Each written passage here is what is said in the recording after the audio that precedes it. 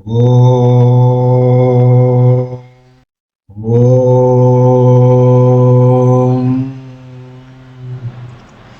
ஓம் come கணபதியே நமः. ஓம் some சரஸ்வத்யே நமः. ஓம் குங்குருப்யோ நமः. ஓம் பிரம்மா விஷ்ணு ருத்ர மகேஸ்வர சதாசிவ துர்கா லட்சுமி சரஸ்வதி சாவித்ரி ராதா தேவி நமः. ஓம் பிரசீத விஸ்வேஸ்வர விஸ்வப்ரசீதே பிரசீத விஸ்வேஸ்வரி வேதரூபிணி பிரசீத மாயாமி மந்திர விக்கிரகே பிரசீத சர்வேஸ்வர சர்வரூபிணி. ஓம் சாந்தி சாந்தி சாந்திः. ஓம் ஆனோ பத்ராः கிருதவோ யந்து விஸ்வதः. यदा यदा हि साधूनां दुःखं भवति दानवः तदा तेषां च रक्षार्थं देहं सन्धारयाम्यहम्. अरूपायाश्च मे रूप अजन्मायाश्च जन्म च सुराणां रक्षणार्थाय विद्धिद्धैक्ति विनिश्चितम्.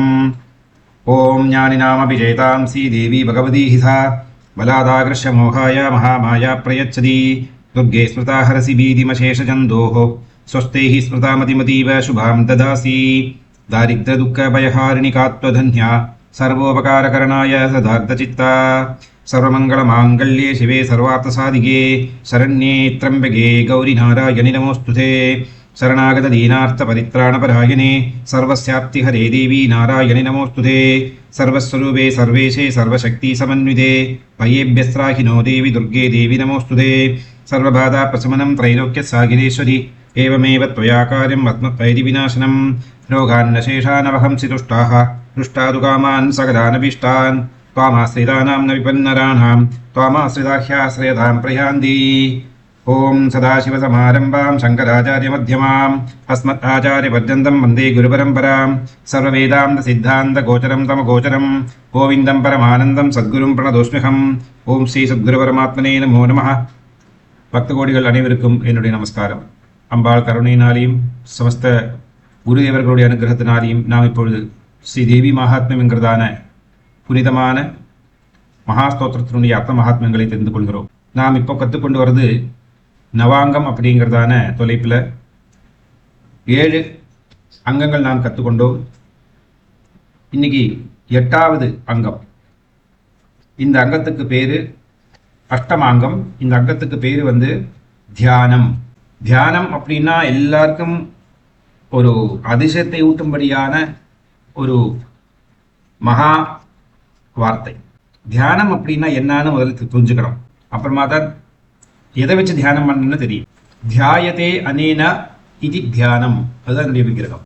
தியாயதே அனேனா இப்படியெல்லாம் ஒரு பொருளை நினைத்து பார்க்கறது, ஒரு பொருளை புரிஞ்சுக்கிறதுக்கு முயற்சி செய்யறது, ஒரு பொருளை பலவிதமாக அதனுடைய நாமரூபங்களாலேயும் ஆக்கிருதியினாலேயும் வர்ணங்களாலேயும் எல்லாம் தனக்குள்ளேயே டிபேட் பண்ணி பார்க்கறது. அதே திரும்ப திரும்ப திரும்ப திரும்ப அந்த ரசத்தை உறிஞ்சி குடிக்கிற அளவுக்கு ஒரு வண்டு அல்லது ஒரு தேனி ஒரு பூவில் போய் உட்காந்தா அது வெளியில சத்தம் போட்டுன்னு போகும். போய் அந்த பூ மேல அமரும். அந்த பூவில் இருந்து தேனை பருக ஆரம்பித்து விட்டால் எல்லா சத்தம் அடங்கி ஒடுங்கி விடும். அப்புறமா அது அந்த தேனை ருசிச்சு அதை அப்படியே உள்ளுக்குள்ள தனக்குள்ளே இழுத்துக்கிறது. அதுபோலவே ஒரு சின்ன குழந்தை, பால் குடிக்கக்கூடியதான சின்ன குழந்தை கண்ணாப்பினா கத்தும், அழும். தாய் அந்த குழந்தையை கட்டி அணைத்து தன்னுடைய ஸ்தன்யத்தை கொடுத்து விட்டாலானால் எந்த விதமான சத்தமும் இருக்காது. பின் ட்ராப் சைலண்ட் ஆயிடும். அதுபோல நம்முடைய மனசு இந்த வண்டை போலது அல்லது தேனியே போலது. இது எதுக்கு எல்லாத்துலேயுமோ எதுல எல்லாத்துலேயுமோ கையை காலை போட்டு மூக்கை போட்டு நாக்க போட்டு இப்படியே சுழலுகிறது. இந்த மனசை ஏதாவது ஒரு பொருள்ல மனசு யாராலையும் கட்டுப்படுத்த முடியாது. ஆனா ஒரு சுருங்கின கால அளவில் அந்த மனசை ஒரு விஷயத்துல உட்கார வைக்க முடியும். அதுக்கு ட்ரைனிங் தேவை. மனிதனுடைய முயற்சியினால்தான் மனசை நெருக்கி எடுக்க முடியும்.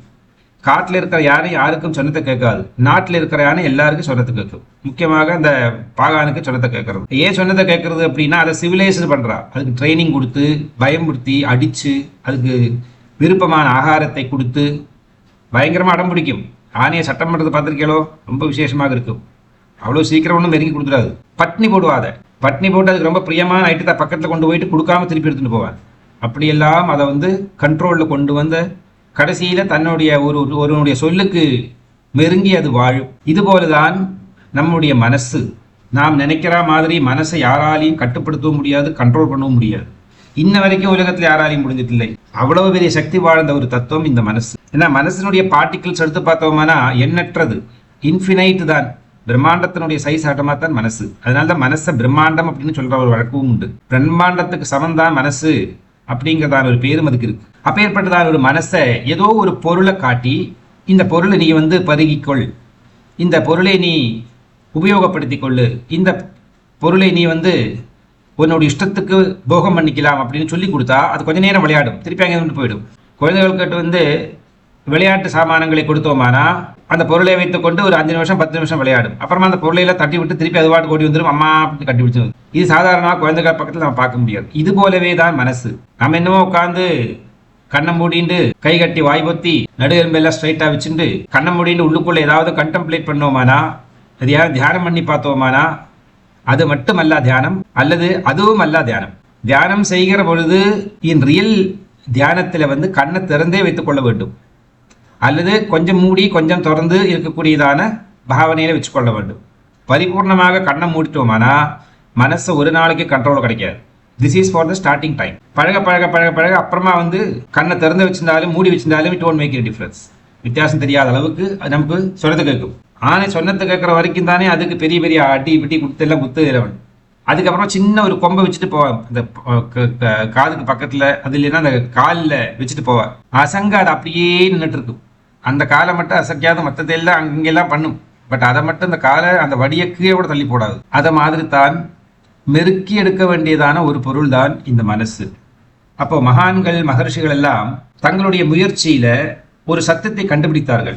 ஒரு தியானம் என்றால் அதுக்கு 3 முக்கியமான தத்துவங்கள் தேவை, முக்கியமான 3 பொருட்கள் தேவை. அது யாது அப்படின்னா தியான, தியாத்ரு, தியேயம். தியானம் செய்யறதுக்கு ஒருவர் வேணும், தியான பொருள் தேவை, தியானம் செய்ய வேண்டியதான வழிமுறை தேவை. இந்த ஒரு ஆப்ஜெக்டை, ஒரு பொருளை தெரிஞ்சுக்கிறதுக்கு முயற்சி செய்ய வேண்டும். அதுதானா நான் தானா அது, அதுல என்னெல்லாம் இருக்கு, அதுல என்னெல்லாம் இல்லை அப்படிங்கிறதான ஒரு அனுமானத்துல முயற்சி செய்ய வேண்டும். முதலாக சத்தியமா சொல்ல போனவனா தூங்குற நேரத்தை தவிர்த்து மற்ற எல்லா நேரங்களிலும் தியானம் செஞ்சுட்டுதான் இருக்கும். ஆனா குறிப்பிட்ட பொருள்ல மனசை கட்டுப்படுத்தி நிறுத்த முடிய தெரியாமல் அவஸ்தப்படக்கூடியதான ஒரு தியான யோக கிரியை நாம் செய்கிறோம். அதை ஒரு குறிப்பிட்ட பொருள்ல நமக்கு அந்த பொருள்னால உபயோகமாகும், அது சாதகமாக நமக்கு அமையும் அப்படிங்கிறதான எண்ணத்தோட நம்மளுடைய மனசை காரணம் மனசை ஒரு அளவுக்கு மெருக்கி எடுத்துட்டோமானா நம்ம உடம்புல இருக்கக்கூடியதான எல்லா பொருள்களும் நமக்கு சொன்னதுக்கு இருக்கும், அத்தனை அங்கங்களும் நமக்கு சொன்னதுக்கு இருக்கும். அப்போதான் வாசனையும் பிராரப்தத்தையும் கூட ஜெயிக்கிற அளவுக்கு சக்தி நமக்கு ஏற்படும். அதுதான் இந்த மனசுக்கு இருக்கிறதான மகத்துவம். மன ஏவ மனுஷியானாம் காரணம் பந்த மோக்ஷயோகோ. மனசுதான் மனிதனுடைய வாழ்வுக்கு பந்தத்தையும் உருவாக்குறது, முக்தியையும் உருவாக்கி தருகிறது. அதனால பல சாஸ்திரங்கள்ல முக்தி அல்லது மோட்சம் என்பதை மனசுக்கு கிடைக்கக்கூடியதான சுதந்திரத்துக்கு பேரு தான் மோட்சம் அப்படின்னு. மனசை ஜெயிச்ச ஒரே ஒருவர் யாரு அப்படின்னா இறைவன். அதன் பிறகு முனிகள் இருக்கா, அவ மனசை ஒரு லெவல்ல கட்டுப்படுத்தி வைப்பார்கள். மனசை 3 நிமிஷம் கட்டுப்படுத்தி நம்ம சொல்படிக்கு வச்சுட்டோமானா நம்ம அந்த முனியினுடைய கேட்டகரியில வந்துவிட முடியுமா? 3 நிமிஷம் ஒன்னும் பெருசா 10-50 அவர் சொல்லை, 3 நிமிஷம் கட்டுப்படுத்துறதே கஷ்டம். அதன் பிறகு 5 நிமிஷம், அதன் பிறகு மணிக்கணக்கில், நாட்கணக்கில், வருஷங்களாக அப்படி போயிடும். தோத்தாபுரி அப்படிங்கிறதான ஒரு மகாத்மா ராமேஸ்வரம்ஸுடைய குரு, மந்திரோபதேச சன்னியாசி குரு. அவர் ராமேஸ்வரம்ஸ்கிட்ட சொல்றார், நீ பரபிரம்மத்தை தியானம் பண்ணணும். அப்படின்னா என்ன கேட்டார்? பரபிரம்மம் அப்படின்னா நிர்விகாரமான நிரூபமாக இருக்கக்கூடியதான ஒரு பரம் சக்தி. அதை நீ தியானம் செஞ்சு பாரு. எனக்கு அதெல்லாம் தெரியாது, எனக்கு நான் கண்ணை மூடினாலும் திறந்தாலும் காளியின் பக்கத்தில் வந்துடுவாள், என்ன பண்ண முடியும்? கொஞ்ச நாளைக்கு சொல்லி வை காளி கிட்ட, please don't come in my way, நான் வேற ஒரு புதுசு ரிசர்ச் பண்ணிட்டு போறேன், அதனால நீ கொஞ்ச நாளைக்கு என்கிட்ட இருந்து விலகி நில்லு, எனக்கு இந்த சித்தாந்தத்தை என்னன்னு தெரிஞ்சுக்கணும், அதனால என்ன டிஸ்டர்ப் பண்ணாதே ப்ளீஸ். இந்த ஃப்ரெண்ட்ஸ் கிட்ட சொல்லுவாள்வா, ஒருவருக்கு பள்ளிக்கூடத்து எக்ஸாம் வருது அப்படின்னா அவன் என்ன சொல்லுவான், என்னை யாரும் டிஸ்டர்ப் பண்ணாருங்கோ, நான் உட்காந்து படிக்க போறேன். ஃப்ரெண்ட்ஸுக்கிட்டே ஆகட்டும், சகோதரிகள்கிட்ட ஆகட்டும், தாய் தந்தைகளாகட்டும், எல்லாரையும் ஒதுக்கி நிறுத்தி கான்சன்ட்ரேட் பண்ணி அந்த பரீட்சைக்கு தேவையான விஷயங்கள் எல்லாம் கற்றுக்கொண்டு பரீட்சையை எழுதி விஜயத்தை கைவரிக்கிறார். அதுபோல ராமேஸ்வரம் சார் சொன்னார், அப்படியானா ரொம்ப கஷ்டம், என்னால் அம்மா கிட்ட பேசாமல் இருக்க முடியாது, பார்க்காம இருக்க முடியாது, அம்மாவுக்கு அதே மாதிரி தான், எப்படி பண்ண போறேன் எனக்கு தெரியலையே அப்படிங்கிறார். சரி சொல்றேன் நான். அப்போ காளி கிட்ட சொல்றார், இந்த மாதிரி இந்த தோத்தாபுரி ரொம்ப வற்புறுத்துறார், அவனுக்கு என்னவோ சன்னியாச தீட்சை தரணும், எனக்கு மந்திரோபதேசம் பண்ண போறாரா, ஏதோ பிரம்மத்தை காமிச்சு தர போறேன் அப்படிங்கிறார். அதனால நீ ஒன்று பண்ணு, ஒரு 2-3 நாளைக்கு என் பக்கம் வராத, நீ அங்கேயே இரு கோவிலுக்குள்ளேயே. அம்மா பார்த்து சிரிக்கிறா, சரிடா நீ பண்ணு போ, அவ்வளோலாம் ஒன்றும் இல்லை, பண்ணு. தோத்தாபுரிக்கு நான் வச்சுருக்கேன் இரு நீ பண்ணு அப்படிங்கிறார். அப்புறம் சொல்றா, நான் என்ன பண்ண, எப்படி தியானம் பண்ண அப்படிங்கிறார். நீ ஒன்று பண்ணு, கை கால அடக்கி ஒதுக்கி சம்மம் மட்டும் உட்காரு, 2 கை விரல்களையும் சின்முத்திரையில பிடி, மூச்சு காத்த கவனி, கண்ணை மூடிட்டு உன்னோட மூச்சை காத்து குரு மத்தியத்துல தங்குற மாதிரி பாவனை பண்ணிக்கோ, கீழிருந்து மேலே மேலிருந்து கீழுக்கு போற மாதிரி இப்படி நீ ஒரு 10 நிமிஷம் பண்ணிட்டா போரும் அப்படின்னு. ஓ அப்படியா, ஆகட்டும். அதே மாதிரி குரு சொன்ன மாதிரியே உட்கார்ந்தார். பச்சை குழந்தைக்கு சமம் அவர். என்ன யாரு என்ன சொன்னாலும் அப்படி பண்ணிவிடுவார். சரி அப்படி ஆகட்டும் அப்படின்னு உட்கார்ந்தார்.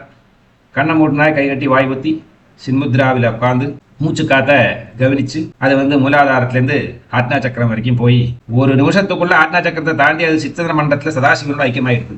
அவ்வளவுதான். 1 நாள் ஆச்சு, 2 நாள் ஆச்சு, 3 நாள் ஆச்சு, ஆளோடு அசக்கமே இல்லை, அப்படியே போட்டார், சமாதியிலேயே போயாச்சு. இது சில பேருக்கு தியானம் ரொம்ப சுலபமாக குயிக்காக நடந்து கிடைக்கும். சில பேருக்கு முயற்சி பண்ணால் மட்டும்தான் கிடைக்கும். ட்ரைனிங் கொடுத்து அதை முயற்சி பண்ணி மனம் கபி ரூபேனா, குரங்கனுடைய உருவமாகவும் குரங்கனுடைய பிரகிருதமாகவும் இருக்கக்கூடியது மனசு. 1 நிமிஷம் சும்மா இருக்கிறது கஷ்டம். அதனால ரொம்ப பிரயத்னம் பண்ணி முயற்சி பண்ணால் மட்டும் அதை தன் கைக்குள்ளே அடக்க முடியும். இப்போ மகர்ஷிகள் மகான்கள் ஒரு உபாயத்தை கண்டுபிடித்தார்கள். மனிதனை எப்படி இறைவனோட ஐக்கியமாக்க வைக்கிறது எப்படி. அப்பதான் அவங்களுக்கு இந்த சித்தாந்தத்தை கண்டுபிடிக்க முடிஞ்சது. தியானம் தியாதிரு தியேயம். தியானம் செய்கிற பொழுது நமக்கு சாதகமான ஒரு பொருளை நாம் தியானம் செஞ்சோமானா, நல்ல பொருட்களை நாம் தியானம் செஞ்சோமானா, நம்ம உடம்புக்குள்ள மனசா வாச்சா கர்மனா எல்லாமே நல்லதாக மாறிவிடும். தீய விஷயங்களை நாம் தியானம் செஞ்சு பார்த்தோமானா நம்மளுடைய மனசா வாச்சா கர்மனா எல்லாமே தீய சக்தியினால கெட்டு போய்விடும். ஒரு நல்லது நடக்குமானா அதே மாதிரி கெட்ட மார்க்கத்தில் கெட்டது நடக்கும். இந்த ரகசியத்தை புரிந்த பிறகு அவங்க ஒன்று பண்ணா, எந்த இறைவனை ஸ்துதி செய்து பூஜை செய்வதற்கு முன்னாடியாக அந்த இறைவனுடைய விசேஷமான உருவத்தை தியானம் செஞ்சு பார்க்க வேண்டும்.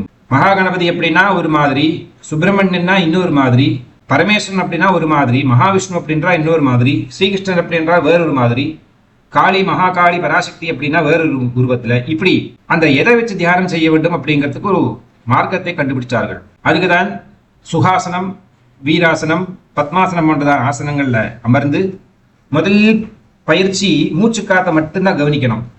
தியானம் நிறைய விஷயத்தில் நிறைய மெத்தட்ல இருக்கு. சகுண தியானம் இருக்கு, நிர்குண தியானம் இருக்கு, மந்திர தியானம் இருக்கு, அமந்திர தியானம் இருக்கு, பிரம்ம தியானம் இருக்கு, நிறைய ஒரு பெரிய லிஸ்டே இருக்கு தியானம் பண்றதான வழிமுறையில. கண்ணை திறந்து இருக்கிறது, கண்ணை மூடிட்டு இருக்கிறது, கண்ணை பாதி திறந்து இருக்கிறது, இப்படி எல்லாம் தியானத்துக்கு மெத்தடாலஜி. ஒரு பொருளை நாம் ஐக்கியமாக்க வேண்டும். நம்மளுடைய மனசை ஏகாகிர சித்தத்தை அடையிறது தான் பெரிய ஒரு ஆன்மீகத்துல இருக்கிறதான ஒரு டிசிப்ளின். கண்டத்திலேயே நம்ம மனசு போகாம ஒரே ஒரு தத்துவத்துல மனசை உறுதியாக வைத்துக் கொண்டோமானால் மனசுக்கும் திருடதையும் சக்தி ஏற்படும். அந்த பொருள் இருக்கக்கூடியதான நல்ல தன்மைகள் எல்லாத்தையும் இந்த மனசு இழுத்து கொண்டு தான் வாசம் செய்யக்கூடியதான இந்த சரீரத்துக்கு வச்சிடும்.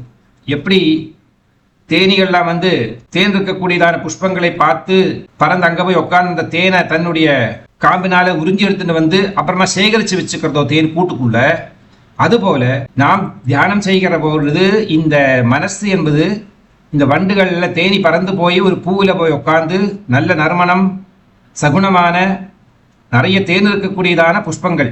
அதுபோலதான் ஒவ்வொரு இறைவனுடைய அழகான திருவடிகள், அழகான உருவங்கள், வித்தியஸ்தமான பூக்கள்ல வித்தியஸ்தமான தேன் இருக்கிற மாதிரி வித்தியஸ்தமான இறைவனுடைய உருவங்கள்ல வித்தியஸ்தமான குணங்களையும் விசேஷங்களையும் நம்மளுடைய மனசு அதனுடைய அந்த கொம்பு வழியாக, அதாவது ஸ்ட்ரா, அது வழியாக அப்படியே உறிஞ்சி எடுத்துட்டு தேனி கூட்டுக்குள்ள தேனையெல்லாம் டெபாசிட் பண்ணி வச்சுக்கிற மாதிரி நம்மளுடைய மனசு வித்தியஸ்தமான உருவங்களையும் சகுணஸ்வரூபமான ஆச்சரியகரமான அற்புதகரமான திவ்யமாக இருக்கக்கூடியதான இறைவனுடைய உடம்பையெல்லாம் பார்த்து அவர் வச்சிருக்கக்கூடியதான ஆபரணங்கள் ஆயுதங்கள் போன்றதையெல்லாம் நினைச்சு பார்த்து விபூதி விஸ்தாரங்களை எல்லாம் நினைச்சு பார்த்து இதெல்லாம் தேனை எடுத்துட்டு வரா மாதிரி எடுத்து சரீரத்துக்குள்ள டம்ப் பண்ணிடும். இந்த சரீரம்ங்கிறது தேனி கூடாட்டமா.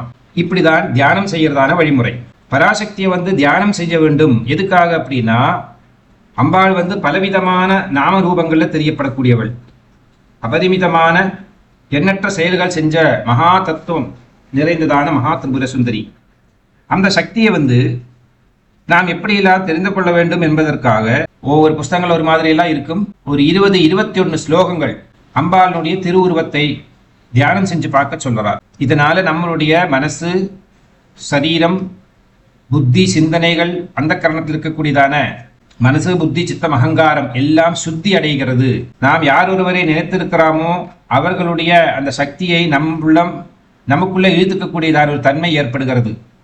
எல்லாம் சூக்ஷ்ம வடிவத்தில் எல்லாம் நடக்கத்தான் செய்யறது. அதனால்தான் நமக்கு அந்த சுகத்தை அனுபவிக்கவே முடிகிறது. நாம் சுகத்தை அனுபவிக்கிறதை மட்டும் அனுபவமாக எடுத்துக்கிறோம். ஆனா அந்த சுகத்தை அனுபவிக்கிறதுக்கு பட்டதான செயல்கள் இருக்கே, அதையும் அனுபவிக்கிறோம். அப்பதான் பூர்ணமான தியானமாகும்.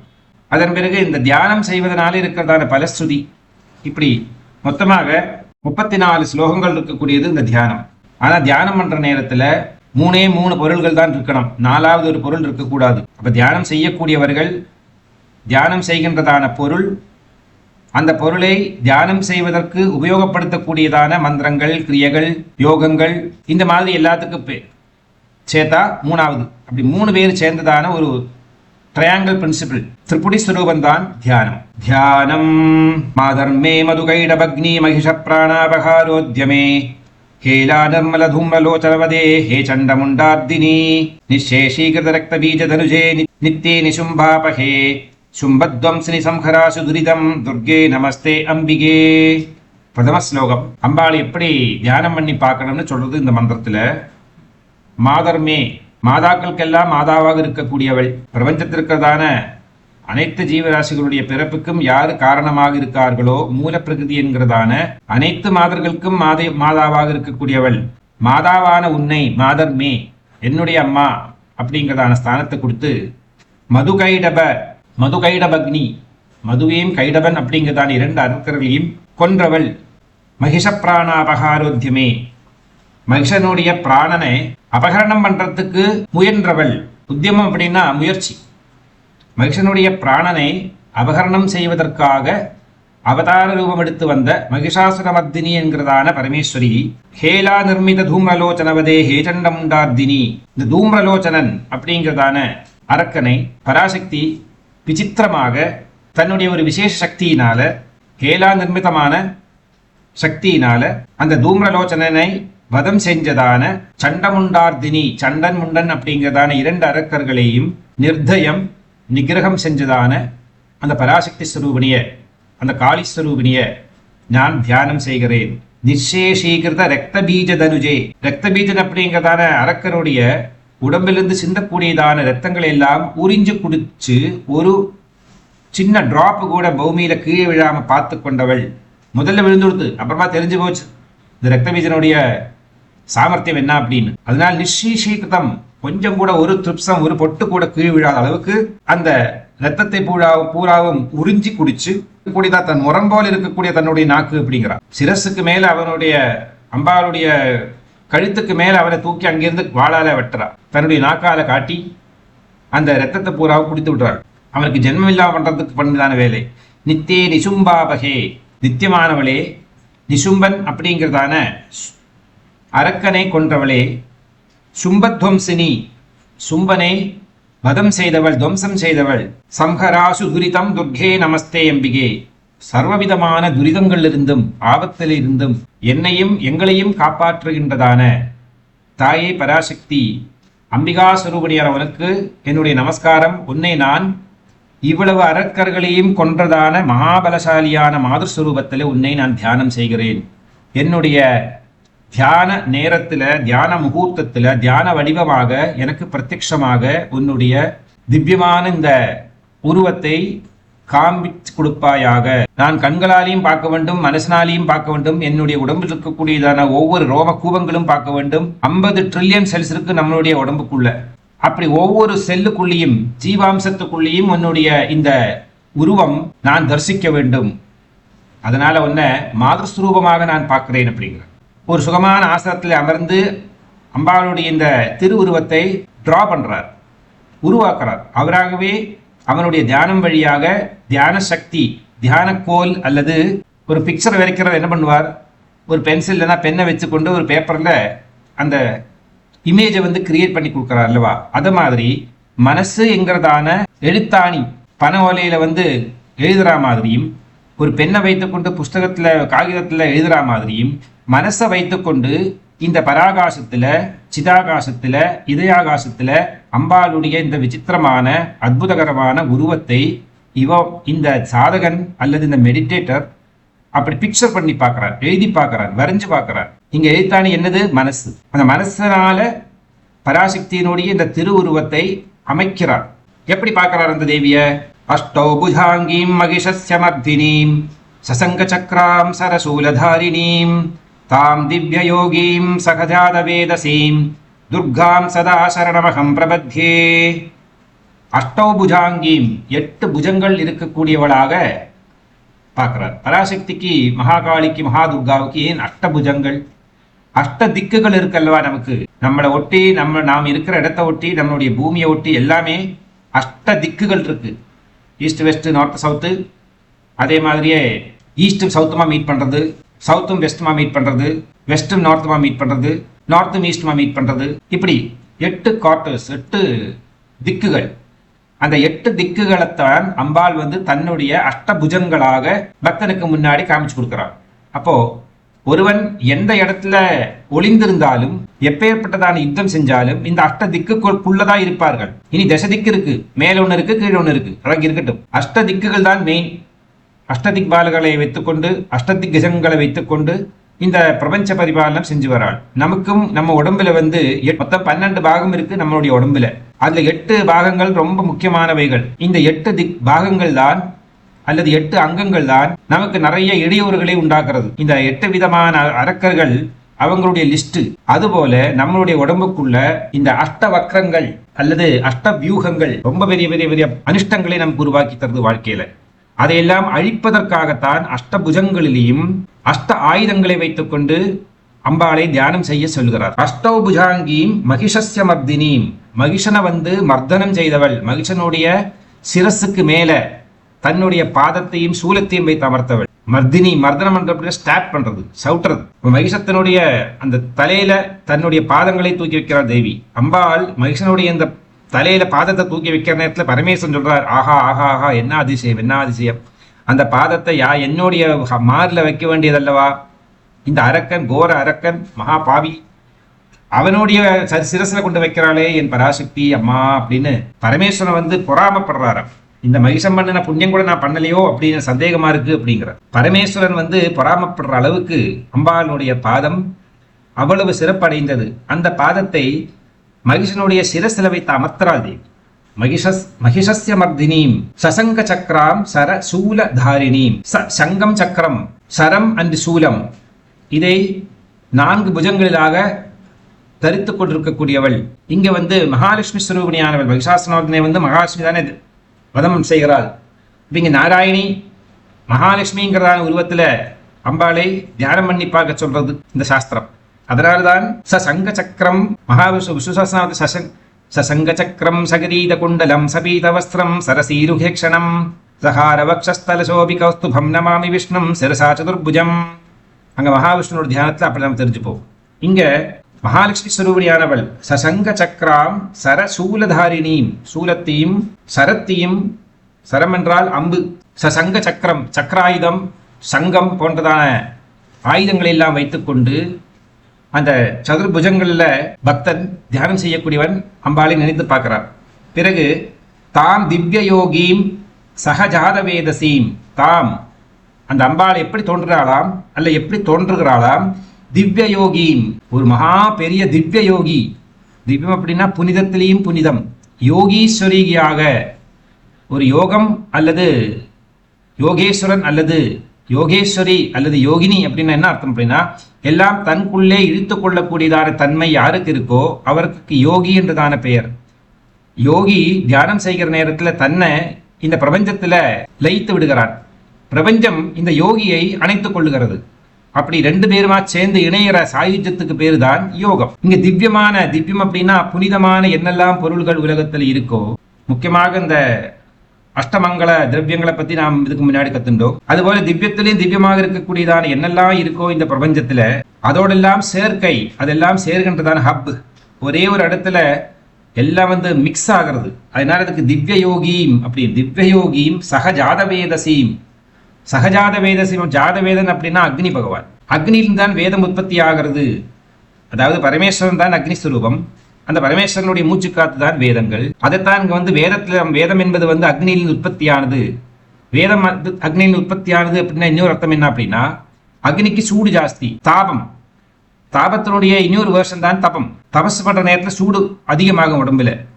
அந்த சூட்டை தணிக்கிறதுக்கும் சூட்டை ஸ்டெபிலைஸ் பண்றதுக்கு தான் ருத்ராட்ச மாலையை, ஸ்படிக மாலை, துளசி மாலையெல்லாம் தாரணம் செய்து கொண்டு தியான யோகாதிகள் செய்கிறார்கள் மகர்ஷிகள். அதை தவிர்த்து தங்களுடைய இந்த உடம்பிலிருந்து வரக்கூடியதான நல்லதை நினைக்கிற நேரத்தில் கெடுதல் வெளியே போயாக வேண்டும் அல்லவா?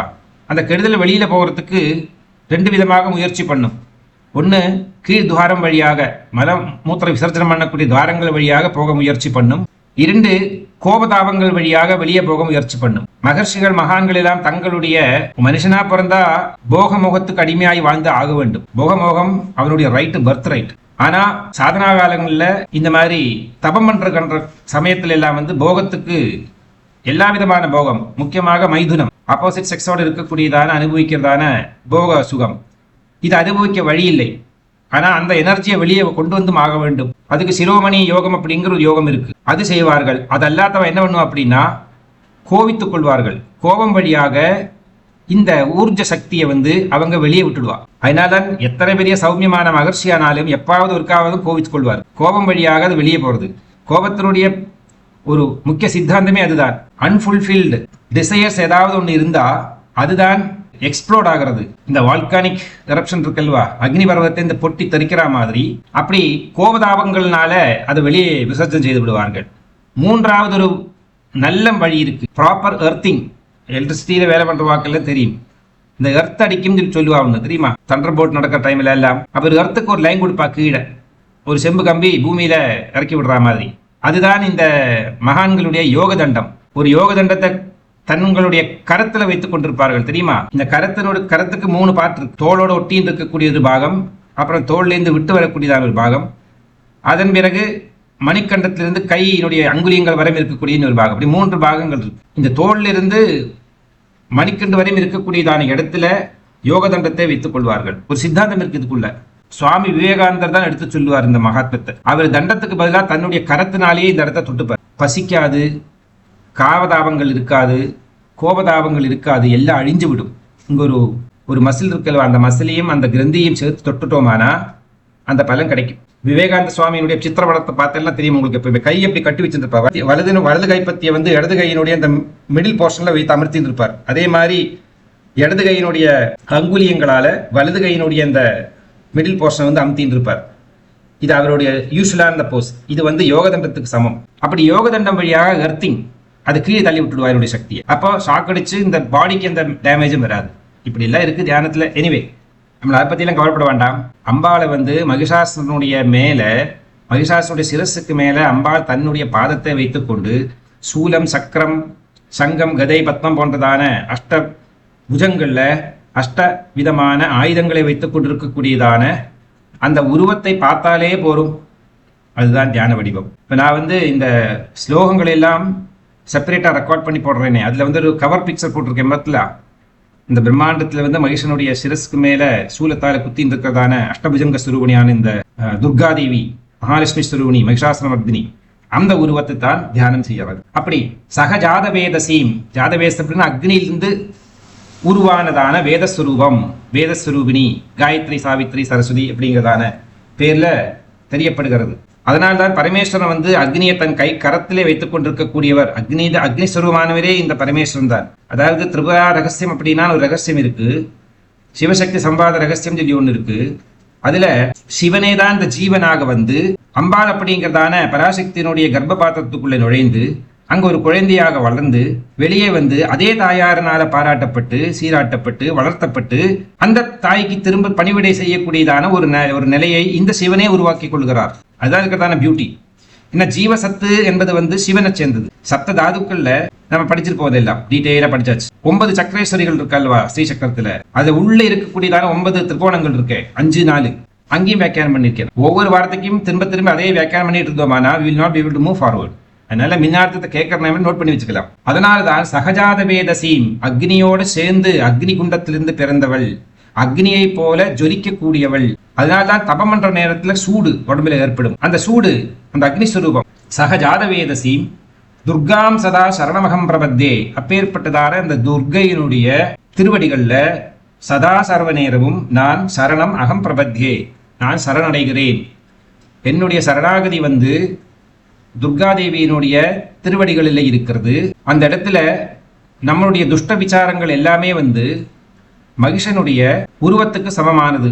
அதே பராசக்தி தன்னுடைய திருப்பாதங்களால மர்தனம் பண்றா அப்படின்னா நம்மளுடைய துஷ்ட விசாரங்கள், நம்மளுடைய பிராரப்த கர்மங்கள், நம்மளுடைய பாவங்கள் எல்லாத்தையும் பராசக்தி தன்னுடைய திருவடிகளால மர்தனம் செய்து இல்லாமல் செய்து விடுகிறாள் தேவி. அப்பேற்பட்டதாக ஒரு மாதர் சுரூபத்தை தான் நான் தியானம் செஞ்சு பார்க்கிறேன். அடுத்தது மகிஷமஸ்தக நிறுத்த வினோதன ஸ்புடரண மணி நூபுரமேகலா ஜனன ரக்ஷண மோக்ஷவிதாயினி ஜெயது சும்ப நிசும்ப நிஷூதினி. மூன்றாவது தியான ஸ்லோகம். மகிஷமஸ்தக நிறுத்த வினோதன, மகிஷனுடைய மஸ்தகத்துல நிறுத்தம் செய்தவள். கிருஷ்ண பகவான் காளியனுடைய பணத்தில் ஏறி காளியமர்தனாக நிறுத்தம் செய்து காளியனுடைய விஷத்தன்மை, அகங்காரம் இது எல்லாத்தையும் போக்குறார். அதுபோலவே நம்மளுடைய பாவ செயல்கள்னால நாம் ஒருவேளை பகவானுக்கு சமமானவன் பகவானை தியானம் பண்ணி பார்க்க மாட்டானே, அதுலேருந்து தெரிஞ்சு போறது நாம பகவத் சமமானவன் கிடையாது, ஒரு கைண்ட் ஆஃப் பாவம் இருக்கக்கூடியவன் அப்படிங்கிறதான எண்ணத்தில் தான் ஒருவன் இறைவனை நாடுகிறான். அவன் பிரம்மத்துக்கு சமம் அப்படின்றான், இறைவனை நாட மாட்டானே, அதுதான் அதனுடைய வழக்கம். அதனால அஸ்யூமிங் நமக்கு மகிஷாசுரனுடைய குணகணங்கள் எல்லாம் இருக்கு, அந்த மாதிரி தீய குணங்கள் கெட்ட விஷயங்கள் எல்லாம் நம்மிடம் இருக்கு, நம்மளுடைய பாவ செயல்கள் தான் அதெல்லாம் இருக்கு. அதனால தான் அது போகணும் அப்படிங்கிறதுக்காக நான் பராசக்தி தியானம் பண்ணி அம்பாடமிருந்து அருள் வாங்கி பரிசுத்தனாக முயற்சி செய்கிறேன் அப்படிங்கிறதானு தானே தியானத்தினுடைய கொள்கையே. ஆகவே மகிஷ மஸ்தக நிறுத்த வினோதன ஸ்புடரண அனீநூபுர மேகலா, அந்த திருவடிகளால மகிஷனுடைய மஸ்தகத்துல நர்த்தனம் செய்கின்ற நேரத்துல துர்கை தன் கால்கள் அணிந்திருக்கக்கூடியதான கால் அணிகள் பாதசரத்துல இருந்து வரக்கூடியதான ஒலி, அதுதான் நூபுர மேகலா.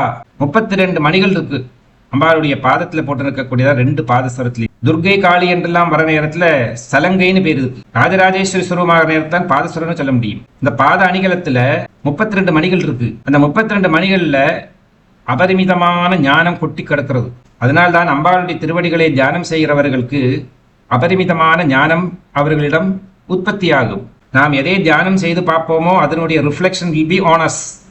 அதுதான் இதனுடைய ரகசியமே. இதுதான் தியானம் எதனால பண்ணோம் அப்படின்னா, நாம் எதை நினைத்து தியானம் செய்கிறோமோ அந்த தியான பொருள் இருக்கக்கூடியதான ரிஃப்ளெக்ஷன், அதனுடைய பிரதிபலனம் பூராவும் யார் தியானம் செய்கிறாரோ அவர்களை நோக்கி வரும். இப்ப நம்ம ஒரு வீட்டினோட ஃப்ரண்ட்ல போய் நின்று காலிங் பெல் அமுத்தினோமானா அந்த வீட்டில் இருக்கிறவங்க தான் அவன் திறப்பானே தவிர பக்கத்தாத்து மாமா எட்டி பார்க்க மாட்டோம்.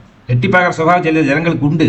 ஆனா அவங்க யாரும் ரியலா சீரியஸா வரமாட்டான். என்ன கூப்பிடறானே அப்படின்னு வரமாட்டான். கூப்பிடாம வரக்கூடியவர்கள் தான். கூப்பிட்டு வரக்கூடியவர் யாரு அப்படின்னா, நம்ம குறிப்பிட்ட ஒரு ஆளை கூப்பிடுறத ஒரு பெல் அடிச்சு காலிங் பெல் அமிச்சு நாம் வீட்டு வாசல் நிற்கிறோம் அப்படின்னா திறந்து என்ன எதிர்க்கப்பா. அது மாதிரி பராசக்தியினுடைய திருவடிகளை தியானம் செஞ்சு அஷ்டபுஜங்க ஸ்வரூபிணியான இந்த அம்பாளை, மகிஷார்த்தமத்ன ஸ்வரூபிணியான மகாலட்சுமி ஸ்வரூபியனியை நாம் தியானம் செய்கின்ற பொழுது அம்பாளுடைய திருவடிகளில் மட்டுமல்லாமல் கண்களிலிருந்தும் வரக்கூடியதான அனுகிரக ஆசிஸ்கள் பூராவுமே இந்த தியானம் செய்கின்றதான சாதகனுடைய உடம்பில பதிகிறது. அதனால்தான் அந்த நூபுர சத்தம் பூராவும் ஆகாயம் பூராவும் அணிகலங்களாக இருக்கக்கூடியவள், ஆகாயத்தில் வரக்கூடியத சமஸ்த துவனிஸ்வரூபமாக இருக்கக்கூடியவள் சக்தி.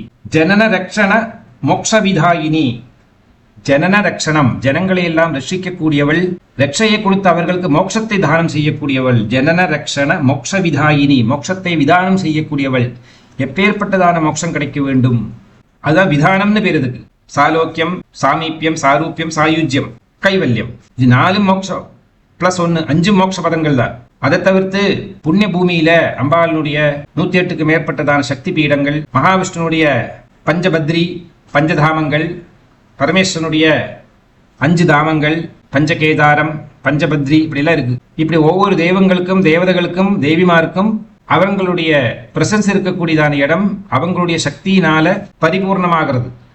அந்த இடங்கள்ல யாரெல்லாம் போயிடுறார்களோ, யாரெல்லாம் போய் எக்ஸ்போஸ் பண்ணிக்கிறாளோ அவங்களுடைய மனசையும் வாக்கையும் உடம்பையும் அதுக்கு ஏற்றதான பிரதிபலனம் அவர்களுடைய உடம்புல அமையப்படுகிறது. அதனால ஜனன ரக்ஷண மோக்ஷவிதாயினி, ஜனங்களை ரட்சிக்கவும் அவங்களுக்கு மோட்சமும் கொடுக்கக்கூடியதான மோக்ஷவிதாயினியான பரமேஸ்வரி ஜெயதூ சும்ப நிசும்ப நிஷூதினி, உனக்கு வெற்றி கிடைக்கட்டும், அல்லது வெற்றியை கிரீடமாக சூடிக்கொண்டிருக்கக்கூடியதான யுத்தத்திலேயே ஒன் ஆஃப் த பிக்கஸ்ட் யுத்தம் வந்து சும்ப யுத்தம், மகிஷாசுர யுத்தம், ரக்தபீஜ யுத்தம், அப்புறமா பண்டாசுர யுத்தம், ஏராளமான மெகா மெகா மெகா மெகா வாரெல்லாம் பராசக்தி தான் ஹேண்டில் பண்ணியிருக்காளே தவிர அம்பாளுடைய குழந்தைகளான விஷ்ணு, ருத்ரன், பிரம்மா கிட்ட எல்லாம் கொடுக்கல இந்த பெரிய பெரிய கேசஸ் எல்லாம் சுயமாகவே ஹேண்டில் பண்ணியிருக்கா. நமக்கு தெரியும் ராமாயணத்துல ராவணன், கும்பகர்ணன், இவங்க 2 பேர் தான் ஆசுரிக சக்தி அதிகமான அரக்கர்களாக இருந்தார்கள். விபீஷணன் கிடையாது. அவங்களே ஸ்ரீராமச்சந்திர சுவாமியாக வந்த மகாவிஷ்ணு அவ்வளவு கஷ்டப்படுறார் அவன் ஃபேஸ் பண்றதுக்கு. கிருஷ்ண பரமாத்மாவாக கம்சனை வதம் செய்து ஏராளமான அரக்கர்களை கொன்றொடுக்கிறார். பூமியில் இருக்கக்கூடியதான அரக்க சுபாவம் இருக்கிறதான பல ராஜாக்களையும் அர்ஜுனன் முகாந்தரமாகவும் மற்ற யோதாக்கள் முகமாகவும் அவர்களை எல்லாம் நிகிரகம் செய்கிறார். இதெல்லாம் சின்ன சின்ன சின்ன யுத்தங்கள். when you compare மகிஷாசுர யுத்தம், பண்டாசுர யுத்தம், சும்ப யுத்தம், ரக்தபீஜ யுத்தம், இதெல்லாம் மதுகைடப யுத்தம், இதெல்லாம் பெரிய மெகா லெவல். அந்த பெரிய பெரிய சப்ஜெக்ட் எல்லாம் அம்பாலே தான் ஹேண்டில் பண்ணிட்டுட்டா. சின்ன சின்ன விஷயங்களே தான் இவாளுக்கு கொடுத்துருக்கா, நீங்கள் ஹேண்டில் பண்ணிங்க அப்படின்ட்டு. அப்பேற்பட்டதான மகாசக்தி வாழ்ந்ததான இந்த பராசக்தியை ஜெயது சும்ப நிசூதினி, சும்பனையும் நிசும்பனையும் நிசூதனம் பண்ணவள், நாமமே இல்லாமாக்கிட்டா, நிகிரகம் செஞ்சுட்டா. அப்பேற்பட்டதான தேவி உன்னை நான் தியானம் செய்கிறேன். 4வது, பிரம்மாணி கமலேந்து சௌமியவதனா மாகேஸ்வரி லீலையா கௌமாரி ரிபுதர்ப்பநாசகரி சக்ராயுதா வைஷ்ணவி. பிரம்மாணி கமலேந்து சௌமியவதனா. பிரம்மாணி பிரம்மனுடைய தர்மபத்னிக்கு பிரம்மாணி. இப்போ பரமாத்மாவிட்ட இருந்து 3 டிவிஷன்ஸ். பிரம்மாவையும் பிரம்மம் என்று சொல்லலாம், விஷ்ணுவையும் பிரம்மம் என்று சொல்லலாம், ருத்ரனையும் பிரம்மம் என்று சொல்லலாம். அதுபோலே அவர்களுடைய சக்திகளான சகதர்மணிகளையும் சொல்லலாம். முதல்ல ஹிரண்யகர்பனுக்கு பிரம்மாணி என்றதான தேவி. ஹிரண்யகர்பனிலிருந்து அவருடைய நெக்ஸ்ட் லெவல் கீழே பிரம்மாவுக்கு சரஸ்வதி, சாரதா தேவி. மகாவிஷ்ணுவோட காரியம் பார்க்குற நேரத்தில் கிருஷ்ணன், ராதா. கிருஷ்ணன்லேருந்து மகாவிஷ்ணு, மகாலட்சுமி. இந்த மகாவிஷ்ணு மகாலட்சுமியை நாராயணன், நாராயணி என்றும் அழைப்பார்கள். மகாவிஷ்ணுவிலிருந்து விஷ்ணு, லக்ஷ்மி. திரும்ப விஷ்ணுவிலிருந்து கிருஷ்ணன், ராதா. பிரம்மத்திலிருந்து பிரம்மாணி அப்படிங்கிறதான சதாசிவன், பராசக்தி. அப்புறம் பரமேஸ்வரன், பரமேஸ்வரி. சிவன், பார்வதி. ருத்ரன், ருத்ராணி. இதெல்லாம் ஒரே தத்துவத்திலிருந்து வரக்கூடியதான மாற்றங்கள். எந்தெந்த நேரத்தில் எப்பேற்பட்டதான சக்திகள் தேவையோ அந்த அளவுக்கு மட்டும்தான் இறைவன் தன்னுடைய சக்தியை உபயோகப்படுத்துவார். காரணம், பகவான் one of the biggest architect as well as designer. தேவைக்கு மேல ஒரு செகண்ட் இல்லைன்னா ஒரு அம்சம் கூட அவங்க எனர்ஜியை வேஸ்ட் பண்ண மாட்டாங்க. அதனால பிரம்மாணி கமலேந்து சௌமியவதனா. கமல இந்து. கமலம் என்றால் தாமரை, இந்து என்றால் சந்திரன், வதனம் என்றால் முகம், சௌமியம் என்றால் ரொம்ப சாந்தம். சாந்த சுபாவம், சாந்தமாக இருக்கக்கூடியதான சௌமியமான சந்திரனை போன்றதான வர்ணத்துல, கமலத்தை போன்றதான அழகுனால சோபிக்கக்கூடியதான பிரம்மாணி என்கிறதான மகா சரஸ்வதி. பிரம்மா முதல்ல பிரம்மானுடைய பத்னியான பிரம்மாணியையும், பிரம்மாணி அப்படிங்கிறதான நாமத்துல முதல் தியானம். 2வதாக மகேஸ்வரி லீலையா கௌமாரி. மகேஸ்வரிங்கிறதான பேர்ல லீலையா கௌமாரி, குமாரனுக்கு ஜென்மம் கொடுத்ததான கௌமாரி. எப்பவும் யௌவனமாக இருக்கக்கூடியவள் கௌமாரி. அவள்தான் மாகேஸ்வரி. மகேஸ்வரனுங்கிறதான பரமேஸ்வரனுடைய தர்மபத்னியானவள், மகாசக்தி ஸ்வரூபிணியானவள். அப்பேற்பட்டதான பிரம்மதேவினியும் சரஸ்வதி தேவியும் மகேஸ்வரனையும் மகேஸ்வரியையும், பிறகு ரிபுதர்ப்பநாசனகரி சக்ராயுதா வைஷ்ணவி. ரிபு அப்படின்னா சத்ரு, ரோகம், பொறாமை, குத்தங்குறை. இதெல்லாம் ரிபு. மகிஷாசுரமர்த்தினி ஸ்தோத்திரத்தில் வரும். ரிபு கஜகண்ட விதாரண சண்ட பராக்கிரம சுண்ட மிருகாதிபதே ஜெய ஜெய ஹே மகிஷாசுரமர்தினி ரம்ய கபர்தினி சைலசுதே. இங்க ரிபுதர்ப்பநாசனகரி, பொறாமை, அகம்பாவம், தம்பம், அஜ்ஞானம், இதெல்லாம் இருக்கக்கூடியதான மனப்பான்மை இருக்கக்கூடியவர்களை நாமசூன்யம் பண்ணக்கூடியவள், அவங்களுடைய அஜ்ஞானத்தை போக்கக்கூடியவள், அவங்களுடைய பாவத்தை போக்கக்கூடியவள் அப்படிங்கிற அர்த்தம் எல்லாம் கூட உண்டு. அதனால ரிபுதர்ப்பநாசனகரி சக்ராயுதா வைஷ்ணவி. வைஷ்ணவி அப்படிங்கிறதான மகாலட்சுமி சக்ராயுதத்தை கையில வைத்துக்கொண்டு இந்த சாதகனுடைய தியானம் செய்யக்கூடியவனுடைய மனசுல சிதாகாசத்துல பிரத்யக்ஷ ரூபமாக தரிசனம் கொடுத்து அனுகிரகம் செய்கிறாள்.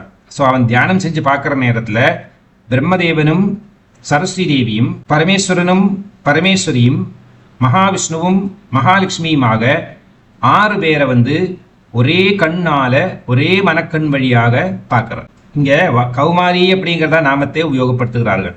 குமாரன் அப்படிங்கிறதான நாமம் முருகனுக்கு மட்டுமே உரியதான ஒரு சொத்து. அது சிவசத்து குமாரா அப்படிங்கிறதான வார்த்தை. கௌமாரின்னு உபயோகப்படுத்த காரணம் என்றால் சுப்பிரமணியனுக்கு முருகனுக்கு 6 முகங்கள்.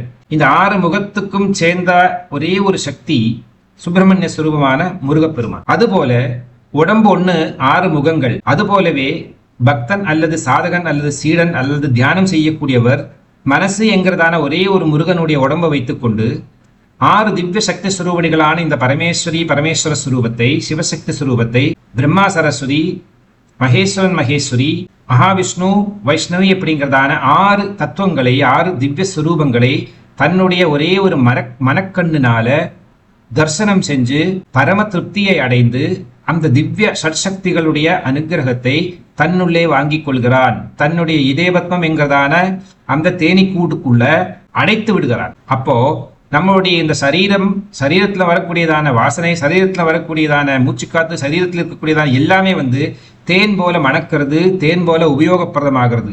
தேன்ல ஒரு பொருளை போட்டால் அது கெட்டு போகாது. தேன் எதிலையாவது சேர்ந்தா அதுவும் கெடுக்க விடாது. தேனுடைய மகாத்மியம். தேனுக்கு 100-120 வருஷம் கூட ஆயுஸ் உண்டு, கெட்டு போகாம இருக்கும். அதுபோல நம்மளுடைய இந்த 120 வயசு ஆயுஸ் இருக்கக்கூடியதான இந்த உடம்பை நாம் தேனுக்கு சமமாக்கக்கூடியதான ஒரு உபாயத்தை தான் இப்பேற்பட்டதான தியான சுலோகங்கள் வழியாக நாம் தெரிந்து கொள்ள வேண்டும். பிரம்மாணி கமலேந்து சௌமியவதனா, சரஸ்வதி தேவிக்கு சௌமியவதனத்தை சொல்லியிருக்கார்கள். மாகேஸ்வரி லீலையா கௌமாரி, முருகனுடைய கௌமாரத்தம் இருக்கிற மாதிரி இருக்கிறதான குமாரி வடிவத்தில் இருக்கக்கூடியதான மகேஸ்வரி ஸ்வரூபிணியை நான் தியானம் செய்கிறேன். தவிர்த்து ரிபுதர்சனாசனகரி, சத்துருக்களையும் அகங்காரத்தையும் அகம்பாவத்தையும் எல்லாம் ஒடுக்கக்கூடியதான சுறுசுறுப்பு இருக்கக்கூடியதான இந்த முகம், சக்கராயுதமாக உங்களை வைத்துக் கொண்டிருக்கக்கூடியதான வைஷ்ணவி தேவியை நான் தியானம் செஞ்சு பார்க்கிறேன். வாராகி கனகோர கர்கரமுகி தம்ஸ்ரீச்ச சக்ராயு வஜ்ராயுதா சாமுண்டா கணநாத ருத்ரசகிதா ரக்ஷந்து மாம் மாதரஹா. இவங்க 3 பேரை முக்கியமான இந்த 3 ஷட் சக்திகளை பார்த்தாச்சு. இனிமே அவங்களோட பக்கத்தில் இருக்கக்கூடியதான் நெக்ஸ்ட் லெவல் ஆஃப் இந்த தெய்வீக சக்திகள் எப்பேற்பட்டவர்கள் அப்படின்னா, வாராகி கனகோர கர்கரமுகி. வாராகி தேவி என்பவள் வராகத்தினுடைய முகம் இருக்கக்கூடியவள். எப்பவுமே கர்கரம் பயங்கரமான ஒரு சத்தத்தை போட்டு இருக்கக்கூடியது. தேட்டை, அதாவது கொம்பு என்றதான பேர். 2 முக்கியமான பெரிய கொம்புகள் வெளியில தள்ளி நிற்கும்படி ரொம்ப ரோக்ஷாகுலமான ஒரு முகபாவம். அப்பேற்பட்டதான கர்கரமுகி அந்த வாராகி தேவியை நான் தியானம் செய்கிறேன். தம்ஸ்ரீச்ச வக்த்ரா வஜ்ராயுதா, இந்த கோர பற்கள் என்பது தம்ஸ்ட்ரம் என்றதான பேர். வாராகியினுடைய தம்ஸ்ட்ரங்கள் வஜ்ரத்தை போல பலவும் சக்தியும் அதிகமாக இருக்கக்கூடியது. காலச்சக்கர புருஷன்ல அவனுடைய சிரசும் அவனுடைய சீக்ரெட் பார்ட் இருக்க ஜன்னேந்திரியம், அதுவும் 2 தம்ஸ்ட்ரத்துக்கு சமமா. இன்னொரு விதத்துல சொல்ல போனா காலபுருஷன் இந்த நார்த் ஈஸ்ட் அல்லது ஈஸ்ட்ல இருந்து வெஸ்ட பார்த்துட்டு இருக்காருன்னு வச்சுப்போம். அந்த முகம் ஈஸ்ட்ல இருந்து வெஸ்ட பார்க்கறது. அப்போ அந்த முகத்தில இருந்து வாயிலிருந்து 2 பற்கள் வெளியே வருது, தம்ஸ்ட்ரங்கள். அது மேஷ மாசம்ங்கிறது ஒரு பல்லு, துலா மாசம் என்பது இன்னொரு பல்லு. இந்த 2 பற்களுக்கும் நடுவில் தான் கால சஞ்சாரம் நடந்து கொண்டிருக்கிறது. இந்த தம்சத்திலிருந்து, தம்சத்தினுடைய கடியிலிருந்து காப்பாற்றுறதான மகாசக்தி ஸ்வரூபிணி தான் இந்த வாராகி என்பதான தேவி. அதனால்தான் பூமியை வராக சுரூபம் எடுத்து மகாவிஷ்ணு இந்த இடையூறுகள் இருந்தெல்லாம் காப்பாற்றி, பிரளயத்திலிருந்து காப்பாற்றி ரட்சணம் செய்து புனஸ்தாபனம் செய்கிறார். அதை திரும்ப புனஸ்தாபனம் பண்றதுக்கு கூட வேலை யாரு? மகாவிஷ்ணு பண்ணுவார். திருப்பியும் இந்த சந்திரனுக்கும் சூரியனுக்கும் ப்ரொபோஷனேட்டா இருக்கிறதான ஒரு பர்டிகுலர் இடத்துல பூமியை கொண்டு நிறுத்தி அங்க சுத்த வைப்பார். அதை இதுதான் வராக அவதாரத்தினுடைய. அது மாதிரி நம்மளுடைய உடம்பினால வந்ததான குறைவு, மனசினால வந்த குறைவு, வாசனைகளால வந்த குறைவு, பிராரப்தத்தினால வந்த குறைவு, இந்த குறைவுகள் எல்லாம் தீர்த்து நல்வாழ்வுக்காக மோட்ச பாதையில எடுத்து வைக்கிறதான நம்மளை நாம எங்கேயா ஓடி போனோம்னா பிடிச்சிட்டு திருப்பி அந்த இடத்துல உட்காருவோம்ல. இந்த குழந்தைகளை தாய் தந்தைகள் என்ன பண்ணுவா? விளையாட விடுவா. அவ ஒரு பவுண்டரி தவிர்த்து போறா அப்படின்னா உடனே போய் பிடிச்சிட்டு அதை திருப்பி நடுவில் கொண்டு வச்சு பார்த்துடுவா. இது மாதிரி தான் சக்தி நாம் ஒவ்வொருவரையும் நாம் வழி தவறி சென்று எங்கேயாவது போற நேரத்துல நம்மளை இழுத்து கொண்டு சன்மார்க்கத்துல ஜாயின் பண்ணி விடுறோம். சத் சங்கம் தான் ரொம்ப சேஃபஸ்ட் சங்கம், சேஃபஸ்ட் கவச்சம். சத்சங்கத்தில் இருந்தால் மனுஷனுக்கு எல்லாமே சாதிச்ச முடியும் அப்படின்னு சொல்ற சாஸ்திரம் அல்லவா? அதுபோல வாராகி கனகோர கர்கரமுகி தம்ஸ்ரீச்ச சக்கராயுதா, அந்த தம்சங்களும் சக்கராயுதத்தையும் வைத்துக் கொண்டிருக்கக்கூடியதான் தேவிய சாமுண்டா கணநாத ருத்ர சகிதா, சாமுண்டா தேவியும் தவிர்த்து கணநாத ருத்ர சகிதா, கணநாதனுடைய ருத்ர சகிதையாக இருக்கக்கூடியவள். ருத்ரர்கள் ஏராளமான ருத்ரர்கள் இருக்கார்கள், ஏராளமான ருத்ராணிகள் இருக்கார்கள், அவெல்லாம் கண தெய்வங்கள். இந்த ருத்ர சகிதர்களோடு இருக்கக்கூடியதான வாராகி தேவியை சேர்த்து ரக்ஷந்து மாம் மாதரகா, என்ன நீ காப்பாத்து மகாமாயே என் மாதா. ரக்ஷந்து அப்படின்னா காப்பாத்துறது, மாம் அப்படின்னா என்ன, மாதரகா என்னுடைய அம்மா, தாயே நீ என்ன காப்பாற்ற வேண்டும் அப்படிங்கிறதான. உத்வதௌ மதுகைடபௌ மகிஷாசுரம் ச நிகத்யதம் தூம்ரலோச்சன சண்டமுண்டக ரக்த பீஜ முகாச்ச தான். உத்ததௌ மதுகைடபௌ, மது கைடவர்களை வதம் செஞ்சதான தேவி. மகிஷாசுரம் ச நிகத்யதம், மகிஷாசுரனையும் இல்லாமல் செஞ்சவள். தூம்ரலோச்சன சண்ட முண்டாக ரக்த பீஜ, தூம்ரலோச்சனன். தூம்ரலோச்சனன் அப்படின்னா கண்ணை திறக்கிற நேரத்தில் அவன் கண்ணை திறந்தானா புகை வரும். அந்த புகை வந்து எல்லாத்தையும் மேகம் வந்து மூடுற மாதிரி அப்படியே மூடிடும். அந்த தூமரத்தை பராசக்தி தன்னுடைய ஹூங்கார மந்திரத்தினாலே ரிமூவ் பண்றா யுத்தத்துல. அது அந்த நேரத்தில் தெரிஞ்சுப்போம். அப்படி தூம்ரலோச்சனன், லோச்சனம் அப்படின்னா கண்ணு, தூமரம் அப்படின்னா புகை, விஷப்புகையை வெளியே தள்ளக்கூடியதான கண்கள் இருக்கக்கூடியவன், அவன் தான் தூம்ரலோச்சனன். சண்டன் முண்டன் அப்படிங்கிறதான 2 பேர் அண்ணா தம்பிகள், சண்டாசுரன் முண்டாசுரன். அவரை தவிர்த்து ரக்த பீஜன், இவர்களுடைய சிரஸை எல்லாம் சேதனம் பண்ணி ஒரு மாலையாக அம்பாள் தன்னுடைய கழுத்தில் போட்டுருக்கா. முகாம்சதான். இப்பேற்பட்டதான மது கைடவர்கள், மகிஷாசுரன், தூம்ரலோச்சனன், சண்டன், முண்டன், ரக்த பீஜன் போன்றதான அரக்கர்களுடைய சிரஸை சேதனம் பண்ணி முத்துமணி மாலை போட்டுக்கிற மாதிரி இவங்களுடைய தலையோட்டுகளை எல்லாம் சேர்த்து கட்டி ஒரு மாலையா தன்னுடைய கழுத்துல தொங்க போட்டுருக்கா தேவி. இப்பேற்பட்டதான கோரஸ்வரூபிணியான பராசக்தி, வாராகி ஸ்வரூபிணியானவள், வைஷ்ணவியானவள், மகா சரஸ்வதியானவள், மகாலட்சுமியானவள், மகேஸ்வரியானவள், பல தெய்வீக ஸ்வரூபத்தில் இருக்கக்கூடியதான அனைத்து பேரையும் நான் மாதரகா அப்படின்னு அழைத்து, மாதா அப்படின்னா ஒருவள், மாதரகா அப்படின்னா நிறைய மாதர்கள், அவர்கள் எல்லாம் என்னுடைய மாதர்களாக நான் பாவனை பண்ணிட்டு தியானம் செய்கிறேன். அதனால எனக்கு எந்த விதமான தீங்கும் ஏற்படாது. அவங்களுடைய கோபதாபத்தினால் வரக்கூடியதான தாக்கல் என்னை அடையாது. எனக்கு மாதர் ஸ்வரூபமே எப்பவும் கிடைத்துக் கொண்டிருக்கும். ஒரு குழந்தைக்கு எப்பவுமே அம்மாவிடம் இருந்து ப்ரிவிலேஜஸ் எடுத்துக்கிற மாதிரி பக்தன் அல்லது சாதகன், தியானம் செய்யக்கூடியவன் இவ்வளோ பெரிய கோரஸ்வரூபிணியான இந்த துர்கா காளி தேவியை மாதா என்று அழைத்தால் உடனடியாகவே மாதிர்பாவத்தினால தணிந்து விடுவள் தேவி. அரக்கர்கள் ஒருவர்களும் பராசக்திய மகாகாளிய துர்காவை மாதா என்று அழைக்கலை. பரமேஸ்வரனை சித்திரஸ்வரூபனாக காளியினுடைய கோபதாபங்களை தணிப்பதற்காக குழந்தை ஒரு வடிவத்தில் அந்த யுத்த பூமியில் நடுவே படுக்கிறார். படுத்ததும் அவர் சவமாகி விட்டார். சிவனை காலால மிதிக்க முடியாத சக்தியினால. ஆனா கூட அந்த காளி அந்த சவத்தினுடைய மேல தன்னுடைய பாதத்தை வைத்ததுமே நாம் சிவத்தை மிதித்து விட்டோமே அப்படிங்கிறதான ஒரு ஆச்சரியம், ஒரு கூச்சம் ஏற்படுகிறது. எதனால அந்த சவத்துல பராசக்தியினுடைய பாதம் பட்டப்ப அது சிவனாகி விட்டது. சிவன்ல அந்த ஈகாரம் இருக்கே, அதுதான் சக்தி. ஈகாரி தான் பராசக்தி.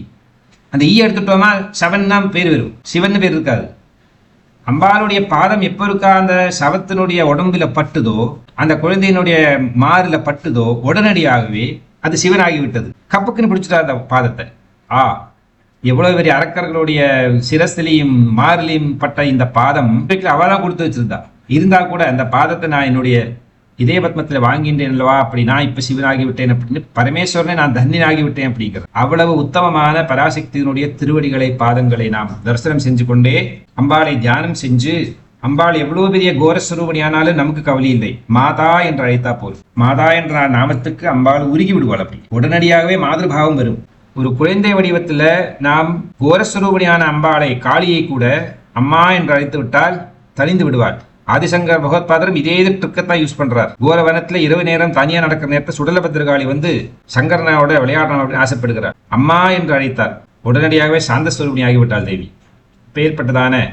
சாந்தஸ்வரூபணியான சௌமிய இந்து வதனையான அந்த மகா திரிபுர சுந்தியை சக்தி ஸ்வரூபணியான பராசக்தியை மனசுல தியானம் பண்ணிட்டு நமக்கு தெரியறதான ஏதாவது 2 நாமங்கள் ஓம் பராசக்தி நமஹாவும் பவானியே நமஹாவும் உமாயை நமஹாவும் கௌமார்ஜியை நமோ நமஹாவும் பிரம்மணி நமோ நமஹாவும் ஏதாவது ஒரு திருநாமங்கள் 4 நாமங்களை சொல்லி மனசுல தியானம் பண்ணணும்.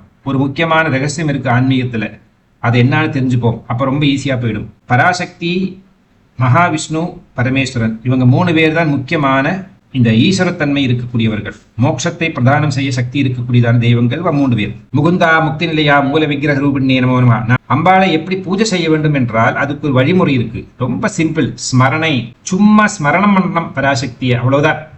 தியானம் பண்ணி ஸ்மரணம் பண்ணினா மட்டுமே போரும், சக்தி பிரசாதம் உண்டாகும், சக்தி அனுகிரகம் உண்டாகும். அதே நேரம் சிவனை எப்படி ஆராதனை பண்ணணும்? சிவனை போய் தரிசனம் பண்ணணும்.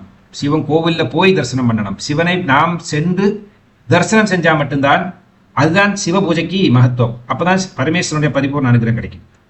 மகாவிஷ்ணுடைய ஆராதனா சம்பிரதாயம் எப்படி?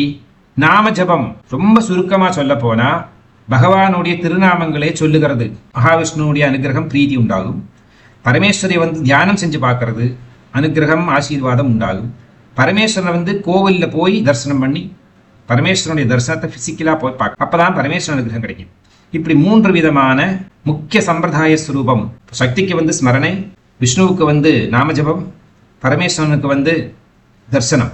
இவா 3 பேரையும் இந்த விதத்தில் தான் நாம ஆராதனை பண்ணணும் சொல்லியிருக்கு. கலியுகத்துல ஒரு மாதிரி தெய்வங்களை பிரார்த்தனை செஞ்சார்கள். கிருதயுகத்துல ஒரு மாதிரி, திரேதாயுகத்துல ஒரு மாதிரி, துவாபர யுகத்துல இன்னொரு மாதிரி. கிருதயுகத்துல திரேதாயத்தினுடைய மத்திய வரைக்கும் அனைவருமே இறைவனை மனசுக்குள்ளதான் பிரார்த்தனை பண்ணார்கள். எல்லாம் தியான வடிவம். அதனால எப்பவுமே சொல்லுவோம், முன்னாடியே முதல்ல சக்தி வழிபாடு தான் இருந்தது, அப்புறம் சிவ வழிபாடு வந்தது, அப்புறம் விஷ்ணு வழிபாடு வந்தது. இப்போ ஊரில் இருக்கிற வாழ்க்கை எல்லாருக்கும் வழிபாடு தான். இப்ப யாருக்கு யாரோட பேர்ல கோவில் கட்டணும் இல்லை, எதையெல்லாமோ பண்ணி காட்டி கூட்டுற ஜனங்கள் பாவத்தை தலைக்கு மேல செய்யறா. திரேதாயுகத்தினுடைய மத்தியத்துக்கு அப்புறமா துவாபர யுகம் அப்படின்னு கலியுகம்ங்கிறதான வரையில் தெய்வத்தை மனசுல இருந்து எடுத்து ஒரு விக்கிரகத்துல வச்சு பூஜை பண்ண ஆரம்பிச்சு. எப்ப இருக்கா மனிதனுக்கு தன்னுடைய உடம்பில் இருந்து தெய்வீக சக்தியை தூக்கி ஒரு விக்கிரகத்துக்குள்ள வச்சுட்டானோ அப்பவே பகவான வெளியில தள்ளி கதவை சாத்தி மூடி தாப்பாடு போட்டா மாதிரி ஆக்கிட்டார். கழுத்தை பிடிச்சி வெளியில் தள்ளி தாப்பாடு போடுறோம், கதவை சாத்துறோம். இதுதான் ரியலி நடந்திருக்கு வாழ்க்கையில. சோ மனசுல ஆராதனை பண்ண தெய்வத்தை வச்சு ஆராதனை பண்ற நேரத்துல எல்லாருக்கும் எல்லா விஷயத்திலையும் பயபக்தி சந்தை இருந்தது. யாரும் ஒருத்தரையும் உபத்திரம் பண்றதுல, ஏன்னா எல்லாருடைய உடம்புக்குள்ளே ஒரு தெய்வம் இருக்கு அப்படிங்கிறதான நம்பிக்கையும் பிராமணித்துவம் இருந்தது. இப்போ என்னாச்சு அப்படின்னா, பகவான் மனசுக்குள்ள இல்லையே, உடம்பில் இல்லை, அது ஏதோ ஒரு கல்லில் இருக்கு, ஏதோ ஒரு கோவிலுக்குள்ள உட்காந்து இருக்கு. Who CARES for it? அப்போ இறைவனை நாம எப்போ வெளியில பார்க்க ஆரம்பிச்சிட்டோமோ, ஒரு விக்கிரகத்திலயோ சித்திரப்படத்திலயோ வேற எதுலையோ ஒரு திரவியங்கள்ல பார்க்க ஆரம்பிச்சிட்டோமோ, அப்பவே வி மெயின்டைனிங் ஏ கேப். இந்த பக்தி மார்க்கத்தில் இருக்கிறதான இந்த பாலத்தை, இந்த பிரிட்ஜை நாமளே கெடுத்துட்டோம். இப்ப பிரிட்ஜ் போடுறதுக்கு ட்ரை பண்றோம். முன்னாடி பண்ண தப்பை ரியலைஸ் பண்ணி, இல்லையா நாம் தப்பு பண்ணிட்டோம், நம்ம தப்பை திருப்பணும் அப்படிங்கிறதுக்கு முயற்சி செய்யறோம். ஆனா வெரி டிஃபிகல்ட். காரணம் என்னன்னா, அஜ்ஞானம்ங்கிறது அவ்வளோ பெருசாயிடுது போ. அதனால இந்த மாதிரி உத்தமமான தியான யோகங்கள் என்ன சொல்லி கொடுக்கறது அப்படின்னா, மகா திரிபுர சுந்தரியான ஆதி தெய்வ சக்தியான ஆதிசக்தியான இந்த மூல பிரகிருதி ரூபணியான பராசக்தியை தியானம் செய். தியானத்துல தான் எல்லாம் இருக்கு. தியானம் இல்லைன்னா ஒண்ணுமே இல்லை. எல்லாமே நம்ம தியானம் பண்ணி தான் பார்க்கிறோம். செயல்லையும் தியானம் இருக்கு, தியானத்திலையும் தியானம் இருக்கு. எல்லா விதத்திலையும் தியானத்தை நம்ம பண்ணிட்டே தான் இருக்கும். டிஃபரன்சியேஷன் புரிஞ்சுக்கிறதுக்குள்ளதான ஞானம் இல்லையே தவிர எல்லாம் தியான வடிவம் தான். Any type of estimation, any time of acception, any time of imaginations எல்லாம் தியானம். அதனாலதான் கலியுகத்தில் மனிதர்களுக்கு செல்ஃப் ரெஸ்பெக்டும் போய், பயபக்தியும் போய், இறைவன்கிட்ட இருக்கிறதான பயம் போய், நமக்குள்ள இறைவன் இருக்கார், நாம் இறைவனுடைய ஒரு சொத்து அப்படிங்கிறதான அந்த பாவனையும் போய் குடிச்சவரா போறதுக்கான காரணம். So therefore now we will rectify it. இந்த மிஸ்டேக்கை திருத்தி பகவானுடைய தியான ரூபம் வழியாக இறைவன்கிட்ட நெருங்கி பழகிறதுக்கு முயற்சி செய்வோம். நம சிவாயம். ஹரஹர நம பார்வதீபதே. ஹரஹர மகாதேவ. சர்வத்திர கோவிந்த நாம சங்கீர்த்தனம். கோவிந்த கோவிந்த கோவிந்தா. ஓம் பராசக்தி மாதா கி ஜெய். சர்வம் ஜெகதம்பார்ப்பணமஸ்து. ஹரி ஓம்.